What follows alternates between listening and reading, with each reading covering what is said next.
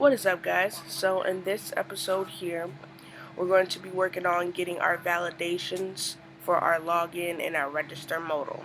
Okay, so we're going to be using a package that I found. It's called React Hooked Form. I'll pull it up real quick so you can see what that looks like. A short little preview of it. It's called React Hooked Form. If I go to the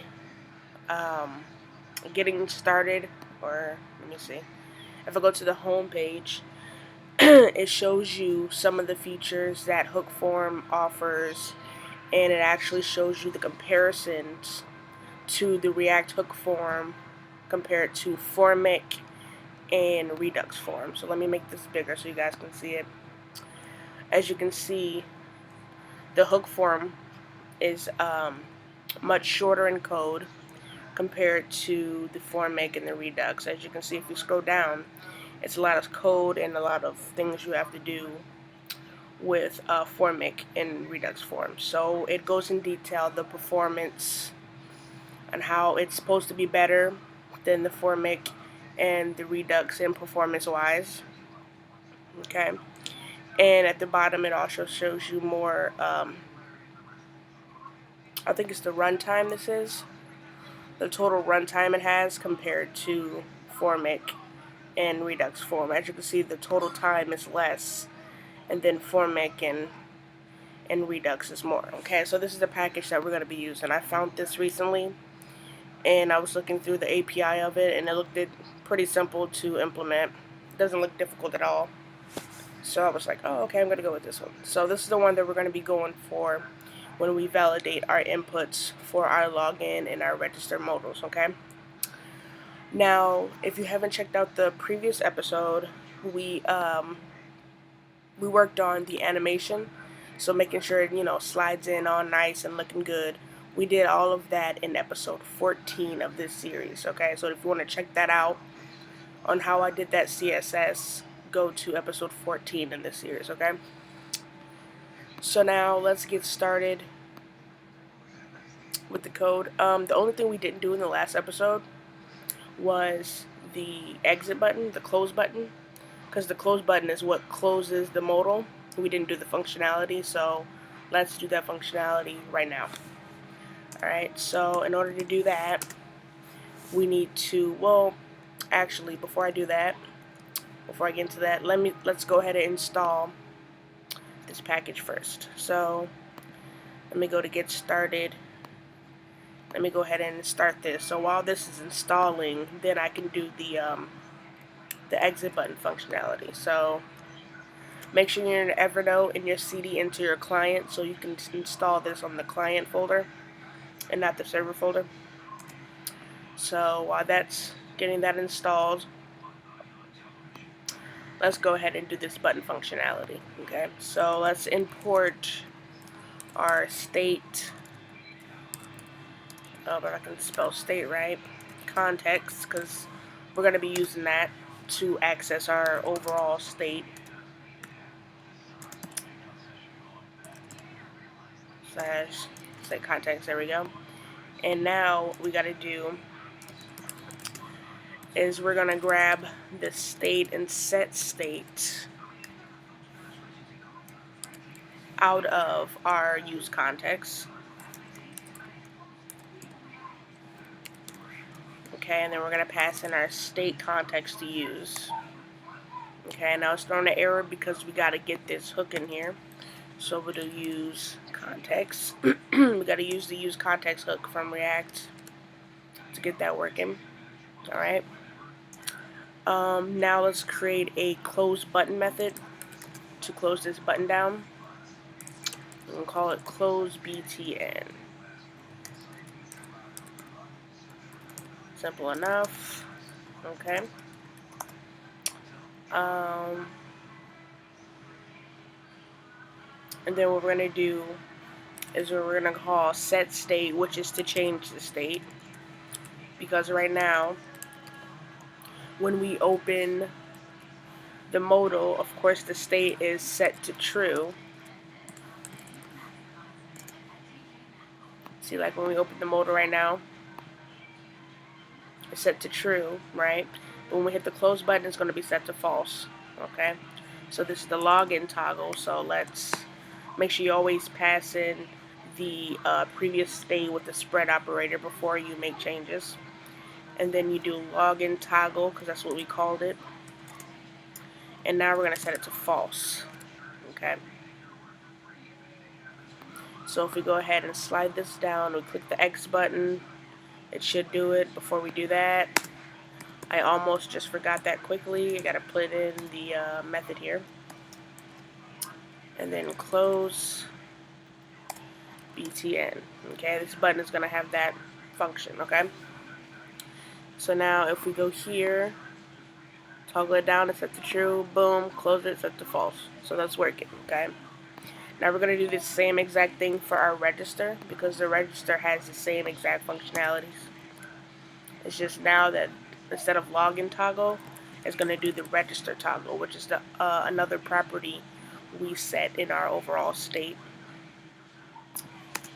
And this is going to also have an on click as well to the close button, like that. Let's grab the use context from React, like that. And we got to import our state context, like that, from slash state context. Okay, so it works just the same, okay? So now when we do the register, hit the close button, boom, so it works for the register, right? So we got that functionality going. So our overall modal is complete with the toggling it and closing it, okay? So that's all complete. Now let's get into our validations. Our package should be installed. Yeah, it's good. So it's installed. Let's go ahead and clear it. Now let's first get into the documentation so you know what's going on here. Okay. So we're going to go to the API. Okay. So we have to bring in the use form function. Okay, we have to import that in. So I'm going to do the login modal first before I do the register. So now what we got to do, let me do this real quick. We're going to call it use form. We can call it anything we want, but we're going to call it use form because it's similar to use contacts and use state and all that good stuff. Okay, so we're going to keep it similar. And then we're going to import this from React hook form, like that. So we grabbed it, right? And now if we come down here and initialize the use form. So we'll do const empty for now, and we'll say use form, this function right here. And there is some options that you can pass in by default, but we'll look at the documentation to explain that. So we're on the use form function. It says by invoking use form you will receive the following methods. So these are the methods you can use, but of course you would pick one that you would want to use based on what your form is, trying to do. Okay. And it says use form also has optional arguments. Now these are all the optional arguments that you can pass in if you want to change one of them. Okay. In our case, we're not going to change any of this. The only thing we're going to change in pass in as arguments is the mode. That's the only argument we're going to be using.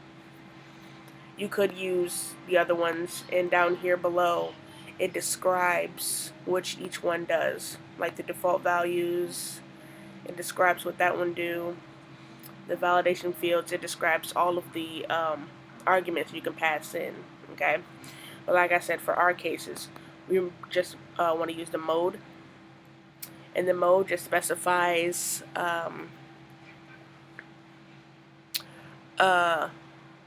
how you submit it. Like if you submit it, and if the mode is on submit by default, and you submit it, then you would see the validation errors, okay? But if the mode is set to blur or on blur, then you would see those validation errors when you click out of the input field. Or if the mode is set to on change, you would trigger, like it says the description of what it does. It would trigger the validation on change with each input, okay? It says not recommended, but we're not going to use that anyway. We're going to use the on blur, okay, the blur event. It triggers validation on blur event, okay, so that's the one we're using.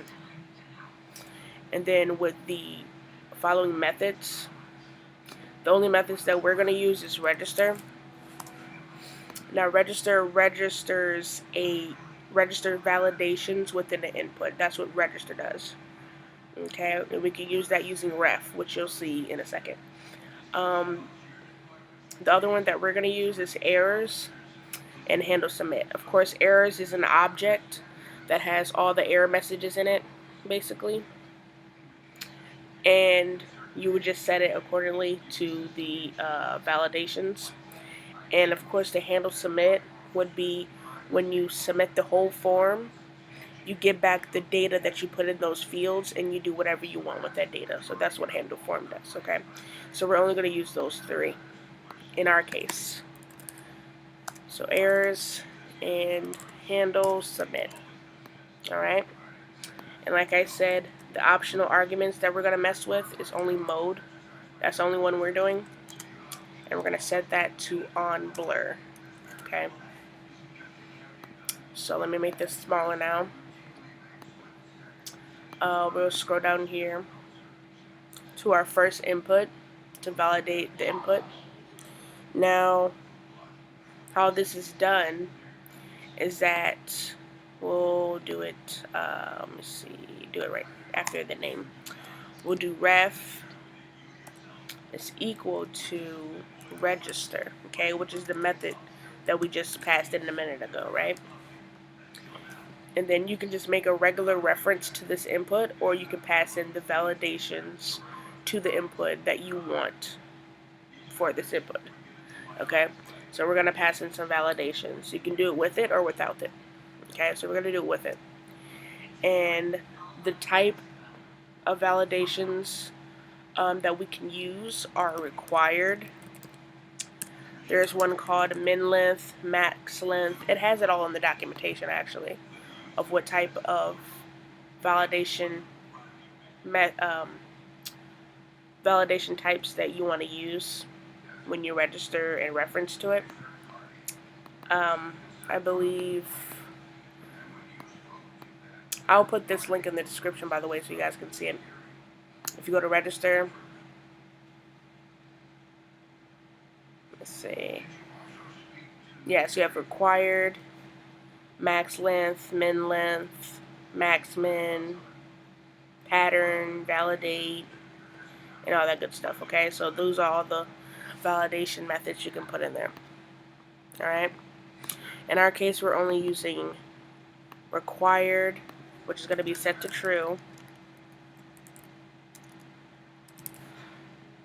min length, which is set to 3, so it must be 3 characters or higher, okay, for it to work.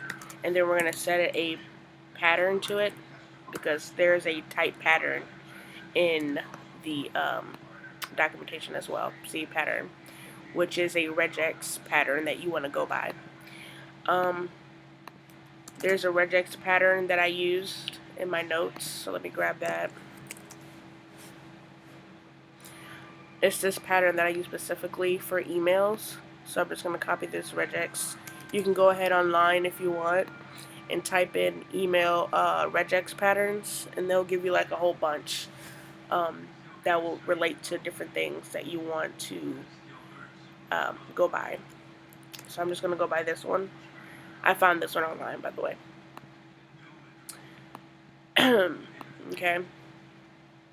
So those are the 3 validations I want to go by: the register, min length, and pattern. And this is all related to the email input. So now, how we do our errors is that up under the input, which is like right below it, which is right here, we're going to put our errors. So our errors would be below, it would show up below this input, okay? And how we do errors is that we do errors dot email. Now what this does is that it's targeting the object that we passed in up here, the errors object, and we're saying dot, oh sorry, I scrolled up too far. And we're saying dot email because that's the reference we made to the input, is the email, okay? And it has a name of email. So I'm not sure if it will work if you didn't have the name. Let me see, just to make sure that that's what it's targeting. So if I say errors.email, it's referring to the reference that we made to this email input. And then if I say and, so this basically is saying if there is an error in the email, and if the errors dot email dot type, which comes from use form, if the type is equal to required. Now the type is referring to which type of validation field you're talking about, okay? So if the validation type is either required, then put a message. If it's min length, then put a message, okay? So if it's required, then you'll say and the message will say we'll say field is required. Okay. Now let's see if that works. So just us doing that, it'll pop up an error message in this div of field is required if this validation is if someone tries to not put something in. So if the validation breaks, basically, we set up the error message to be field is required, and it should be below the input here, okay? So let's see if it works. So if you don't put anything in there, if we click into it and then on blur, which means get out of the input, it should see it. We do not see it. That's fantastic. So let me see. Let me put a different one. If I was to put min length like this, I'll see if the message comes up. Now it might not work. Oh, remember I put the name in there and it's like not working. So if it's not working, it's because you need a name field to go with your input, okay? I forgot. I was checking to see if we actually do need that name property, okay? So, okay, so I think you do need the name property. I just want to make sure that it was actually using that. So if I put name, email, like that, now the email should be referred to the name part, okay? So let's see, required. Back to required. Okay. So let's see here. So if we put nothing in there, there we go. Boom. The error message right there, okay? So that's the error message we put in when the field was empty, okay? And it's doing this on blur. So if we actually put something in there, it goes away. But if we take something out and we click out, it shows the error message, which is good. We're on the right track. So it's working, right? So we're going to do this 3 times because we have 3 error messages. Well, we have 2 now. So you have to do this 2 more times. So after that last field is required, we say or, basically if the error message is a pattern, then we set the message, okay? So we have to do this, like I said, 3 times. So we're just going to copy that, paste it here, do or for the 3rd and last error message, okay? So we'll say if the type of validation is pattern, then we'll say must be a valid email address. Okay, if it doesn't go by the pattern. Now, if it's min length, then the min length would say must be at least 3 characters.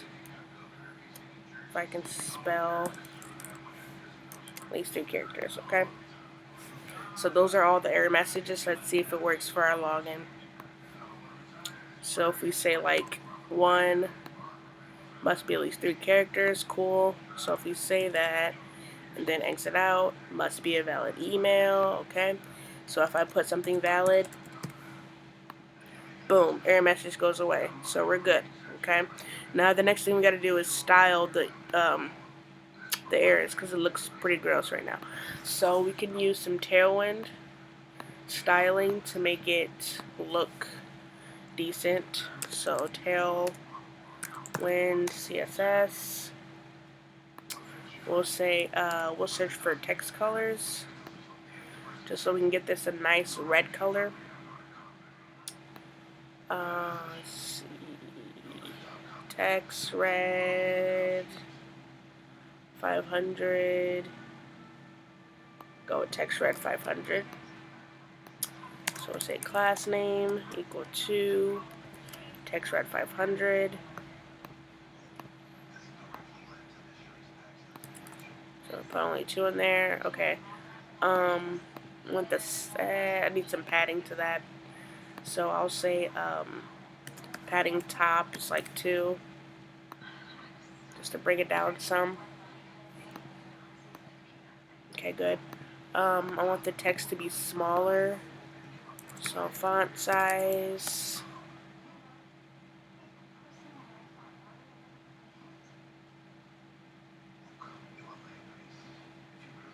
Text extra small, I can go with that. Let's see how small it looks. Don't put nothing. Okay, cool. And italic to have like a slant to it. A nice little slant. Oh, I could just put italic. Okay, cool. Like that. So if you look now, click out of it. Fields required. Okay, yeah, that looks good. Yeah, it looks real good. Okay, cool. Now, we got that email going for the validations. Now we have to do the same exact thing for our password. So we're going to go down here. We're actually going to copy all of this and then modify it in our password. So we're going to go down here to password.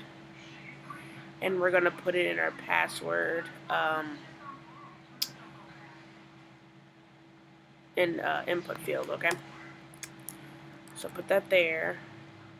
We're going to have a pattern for our password, but it's going to be like a strong password. Like it requires to be 8 characters long, and it needs to have at least 1 number. Okay, so 1 numeric character. Okay, I have that pattern here. I'm just gonna go ahead and copy and paste down here for that pattern. So 8 characters long, and it needs to have a number. That's why it says 0 through 9 here. That's what it basically is doing. The min length, I don't have to put a min length because our pattern does that already. And it's going to be required is true. Okay.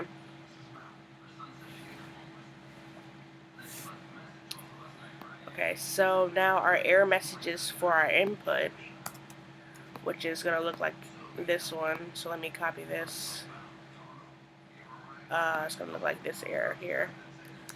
Copy that down for the password. Where is it? Where is it? There we go. Okay. So instead of email, since we have the name, it's going to be password.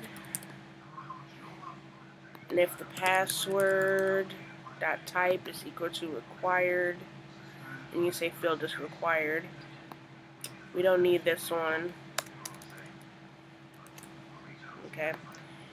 If the type is equal to pattern, we'll say must be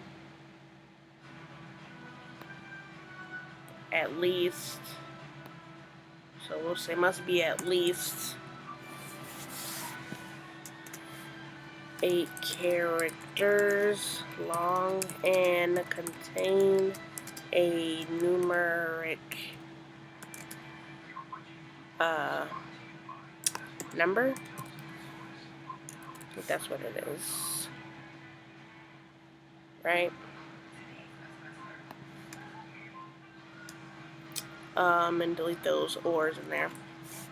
Okay, so it only has 2 fields, 2 validation types here. Okay, so our password is pretty much good. So if we go here, I make sure. Oh, password's not working. Let's see. Oh, right, because I didn't have the password. Password. There we go. Now if I put like 1, there we go. Must be at least 8 characters long and contain a numeric number. I'm thinking maybe I should have it, instead of extra small, just small, because it looks kind of small. It looks a little too small. Change that so it's not that small. There we go. Okay, that looks better. I'm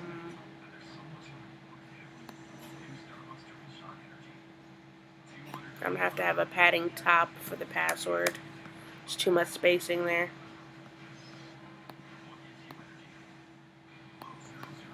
There we go.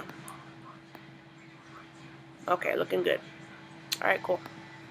Now that we have that, the next thing I want to do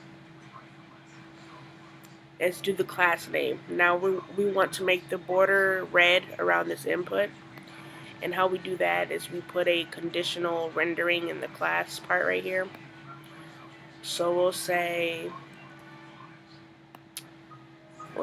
errors dot, what am I on, email. So it's basically saying if there's errors, just like here, if there's any errors, then we should render a specific style for this input, okay? So we'll render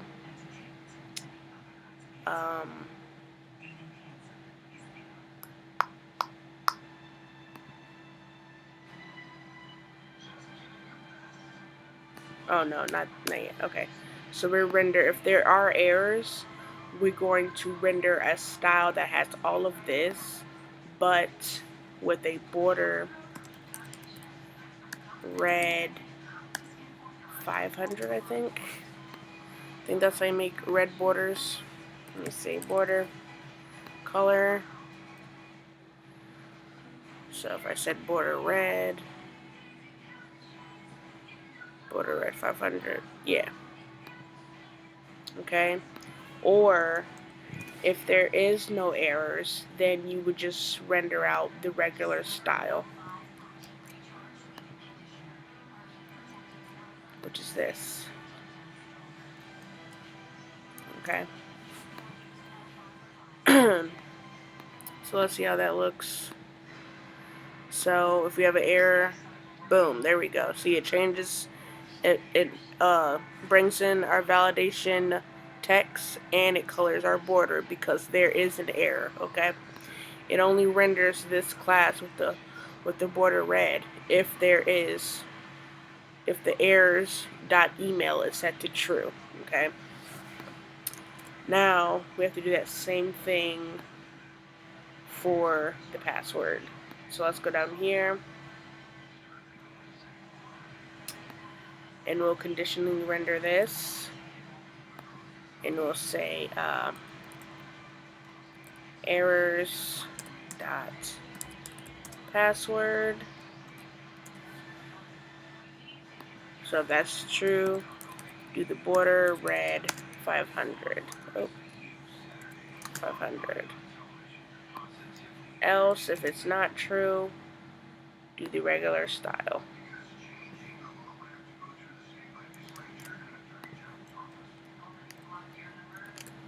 Like that. So now our password should work as well. There we go. And if you put in the correct one, oh, we have to put a number. Boom, it goes away. Okay, so it's working. That is good. So now that we have all the errors and the validation done, now we have to submit this data, okay? So it's not going to let us submit if we have wrong data passed in through here, okay? So it's not, it does that automatically for us, okay? So what we can do is that we have to handle this form, okay? So we're going to pass in a onSubmit event listener, and we're going to pass in the handle submit.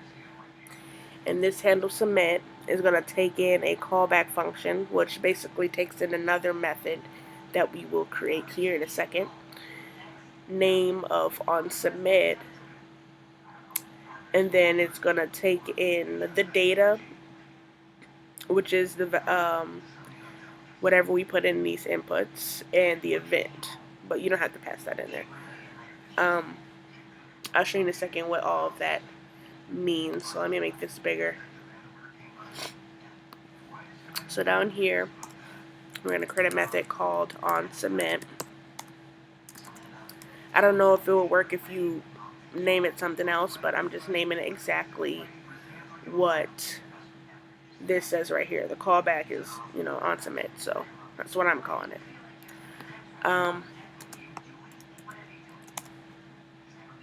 Now the onSubmit, it takes in the data. This is from the handle submit, by the way, okay? And what we want to do with that data is console.log it for now, just to see what we get. And then we're going to call that method we just created in our handle submit, okay? Because it takes in another method, okay? So with that being said, if we go down to the login, branch this out, go to our console, type in something, say it's wrong, and then we type in something here and it's wrong. If we go submit, of course that will give us an error, but it doesn't go through anyway, okay? So if you put in something that's correct, and then the password that has a number, and then we submit it, boom, we get that data back in an object. Alright? So that's the data we get back, alright? So that's good. We're getting the data back. In the future videos, when we go back and pass this data along, we're able to do so because we're getting the data back. So that's good. That's what handle submit does. So that's like awesome for us. It makes it very simple to do. Not hard at all. Alright? So now that we're getting the data back, I think we can move on to the register, because the register is kind of similar. So if we was to go to the register and do the same thing, let me grab this and grab all of this and put it in our register, okay? Because we gotta validate them both.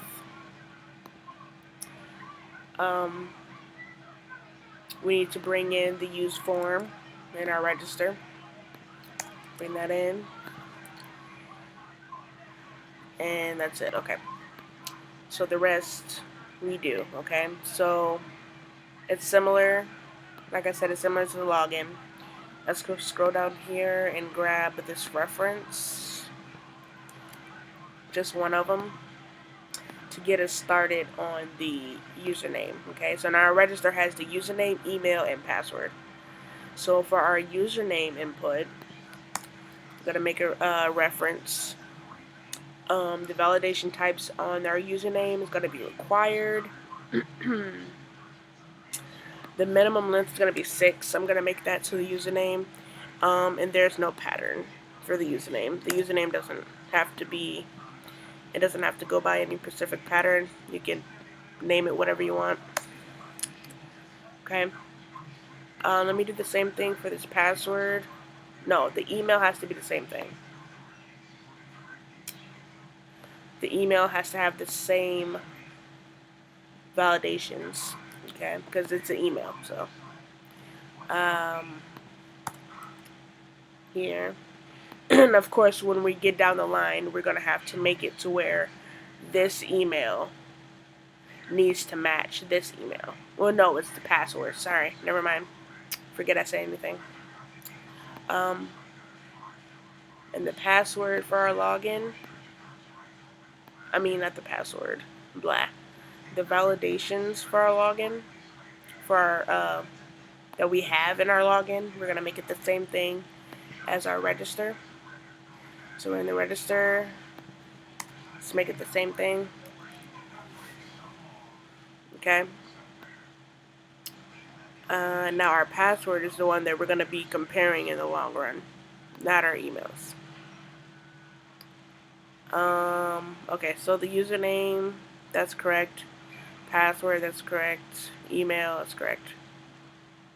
So now let's do our error messages. So let me grab one of these.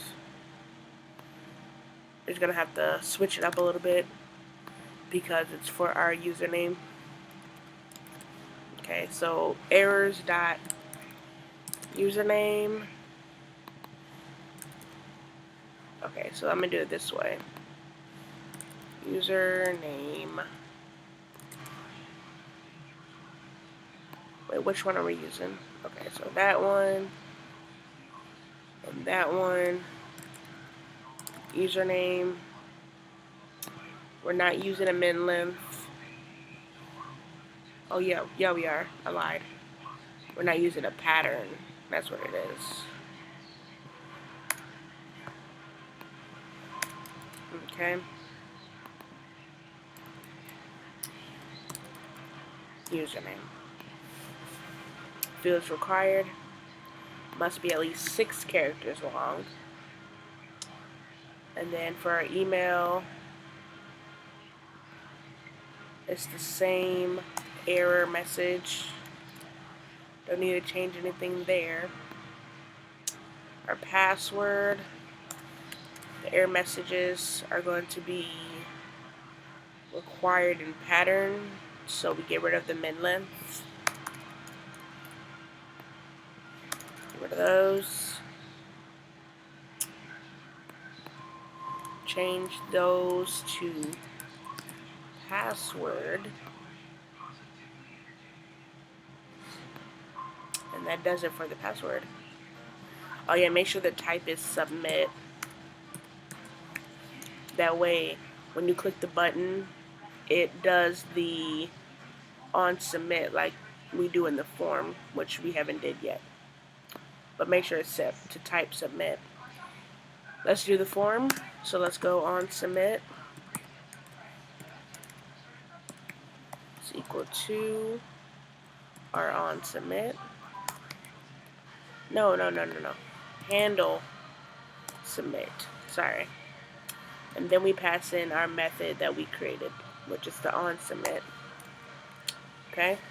And we're console.logging the data, just like before. So now let's see if our register works.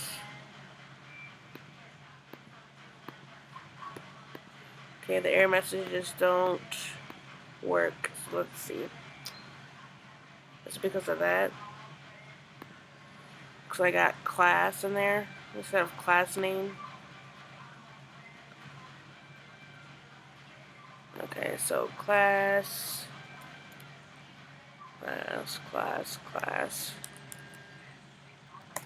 name, and then this one,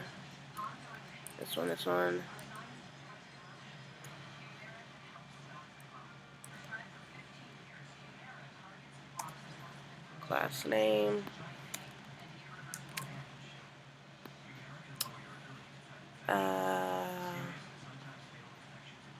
and this one, that one, and that one, class name. I hate that we have to do that for every single one, but class name. Okay, don't worry about those warnings. I kind of know what they're talking about, but I don't really know how to fix it. So I'm just not going to worry about it for now. Okay, so our error is not working. So let's see.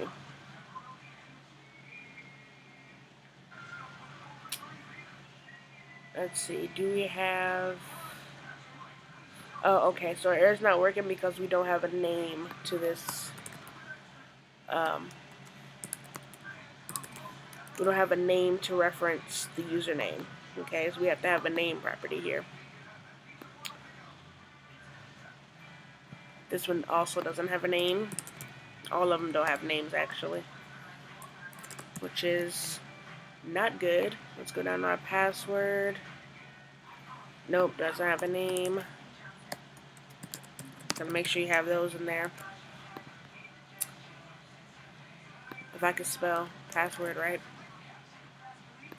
Alright, so now let's look at it. Boom, it works. Oh yeah, we have to do the conditional rendering for our, ooh, that doesn't look good. Oh yeah. Password, take off that padding, it's pushing it down too much. It shouldn't push it down that much. Let me see. Okay, cool. Oh, it still pushes it out. Okay, so I have to make this longer because all the validations are gonna push it out of the place. So let's go over here and fix that real quick. Our register modal, CSS, the form height.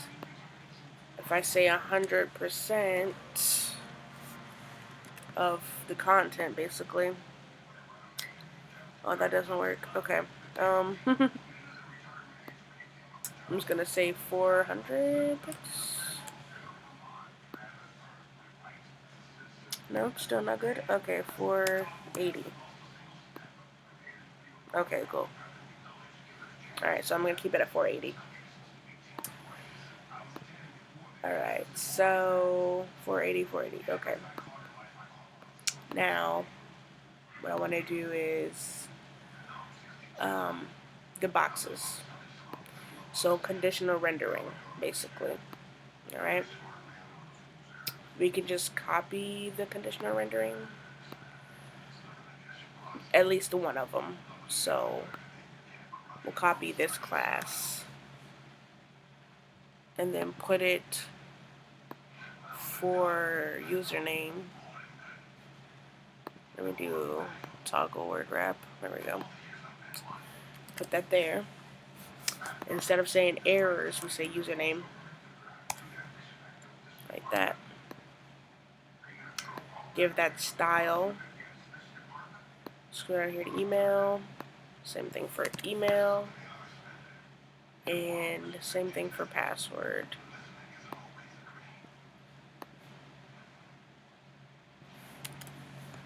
Emails errors.password.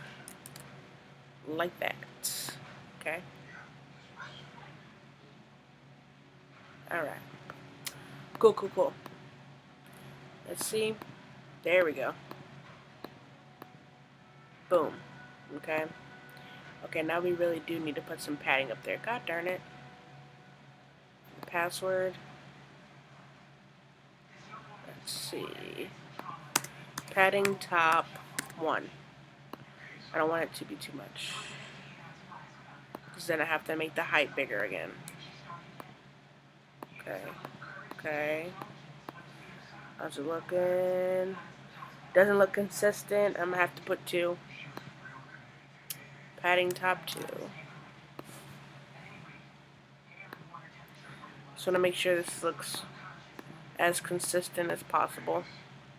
There we go. Okay, looks good. Now if we do put some stuff in here.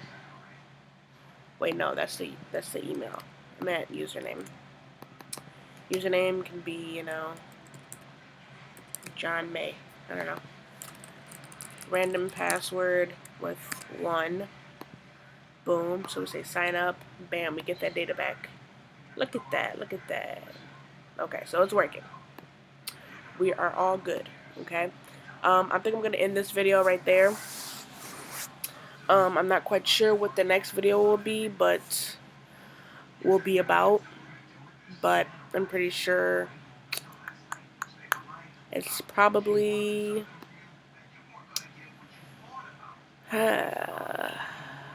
it's probably gonna be I'm not sure, but we're gonna be getting into the back end pretty soon in Apollo and all that good stuff. We're gonna be getting to that soon, so we might get into that in the next episode. I'm not sure.